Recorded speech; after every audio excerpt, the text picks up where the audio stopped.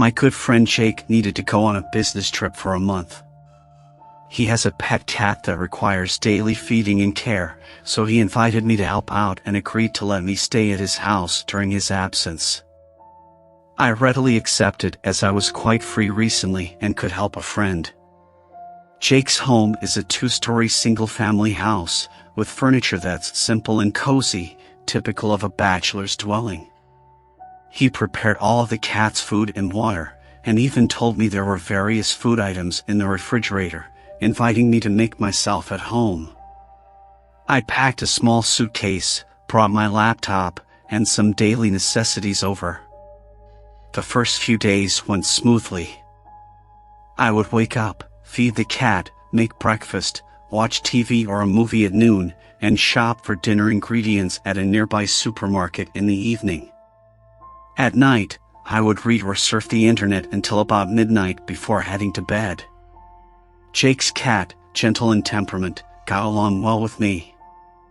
After about 4 or 5 days, one evening, just after 11 p.m. as I was getting ready for bed, the doorbell unexpectedly ding-donged.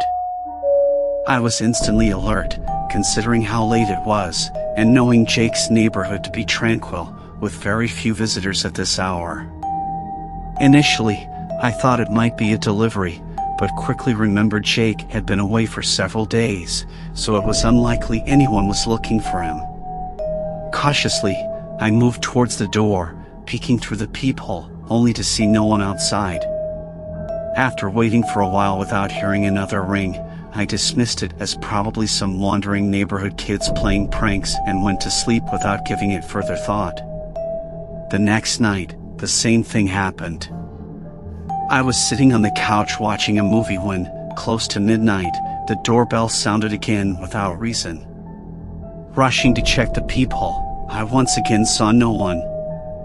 This time, I felt a bit scared, sensing that something was off. Nevertheless, I tried to keep my spirit up, convincing myself it might just be a coincidence. On the third night, I was psychologically prepared. If the doorbell rang again, I would definitely contact the community's security. Just as I was settling into this thought, I suddenly heard a louder sound of something striking the glass from the backyard, followed by the sound of something shattering. Startled, I jumped off the couch, with the cat also awakened, scampering into a corner.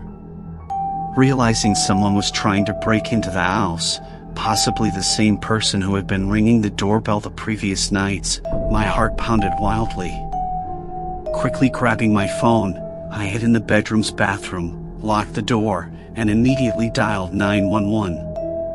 The police arrived swiftly, and after I emerged to unlock the door for them, they searched inside and outside the house but found no signs of an unusual break-in. Seemingly, the intruder had been scared off by the approaching police siren. I informed the police about the doorbell incidents from the previous nights, and they promised to increase patrols and told me to contact them if any suspicious person appeared again. I thanked the police but still felt terrified, unable to sleep throughout the night. The next morning, I packed my bags, left Jake's house, and fortunately, my rental apartment was nearby. I contacted Jake, explaining that I couldn't continue to look after his cat and house because something terrifying had happened.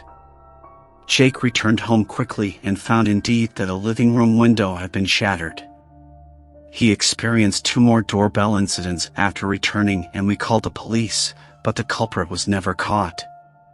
Jake thanked me for the warning and decided to move in with his girlfriend, locking up this house for the time being and planning not to buy another single-family house after selling it. Haunted by the experience, I found myself unable to sleep at night at the slightest sound.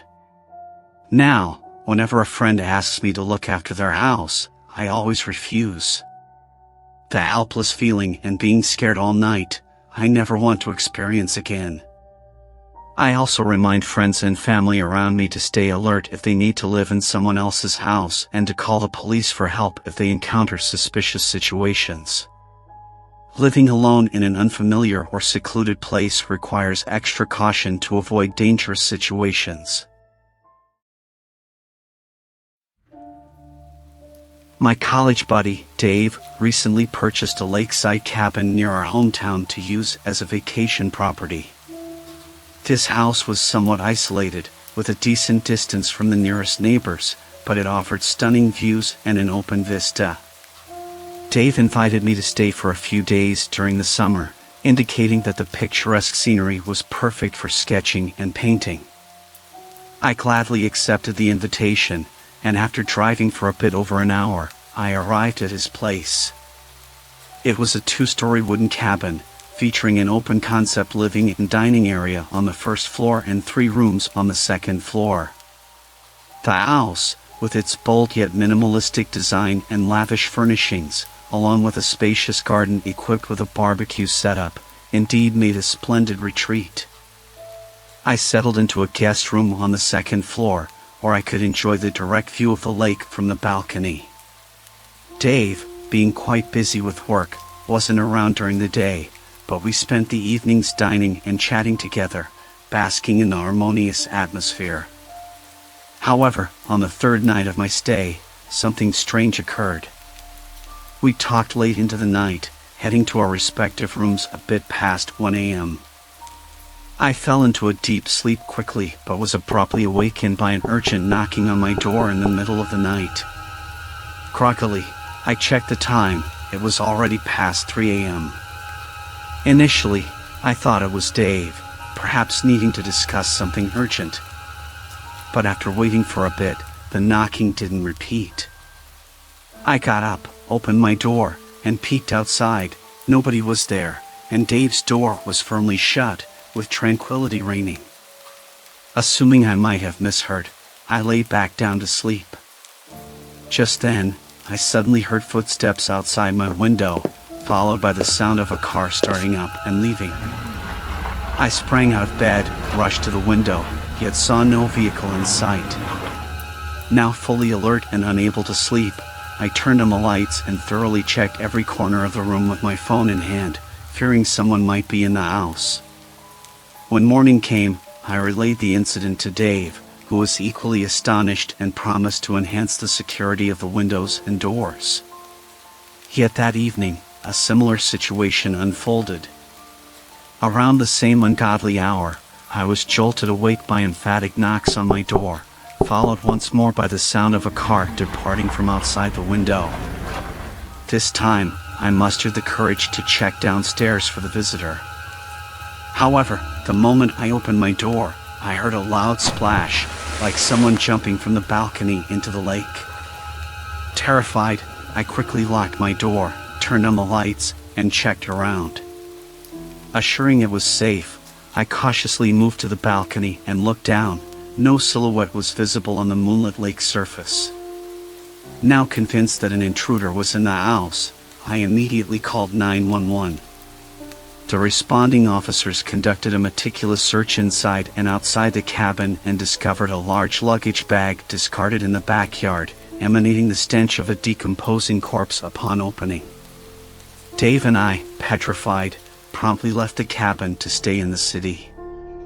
Following a thorough investigation, the police dredged a body from the lake, identifying it as a homeless person missing for several days, with the luggage bag belonging to him. It seemed that someone had broken into the cabin previously to deal with the body. Fortunately, our timely discovery and call to the police prevented further horrifying incidents from occurring. This eerie experience instilled in me a fear of secluded suburban cabins, making me prefer the bustling city instead.